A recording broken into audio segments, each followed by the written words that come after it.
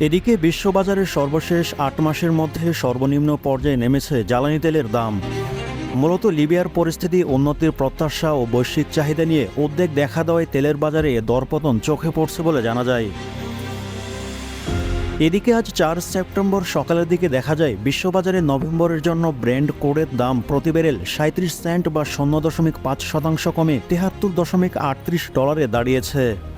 এর আগের সেশনে দাম কমেছিল ৪.৯%।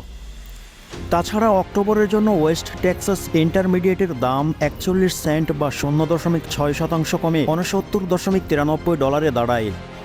আগের দিন এ বেঞ্চমার্কের তেলের দাম কমে ৪.৪%। টিম টিআরসি হৃদয়ে ধারণ করে বাংলাদেশ।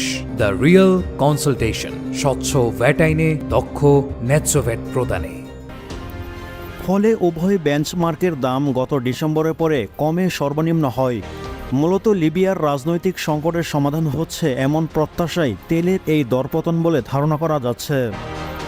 কারণ দেশটিতে রাজনৈতিক অস্থিরতার কারণে উৎপাদন কমিয়ে দেওয়া হয়। তাছাড়া চীন ও মার্কিন যুক্তরাষ্ট্রের দুর্বল অর্থনৈতিক পূর্বাভাসের কারণেও জ্বালানি তেলের চাহিদা নিয়ে উদ্বেগ সৃষ্টি হয়। এতে চাপ লক্ষ্য করা যাচ্ছে বৈশ্বিক বাজারে।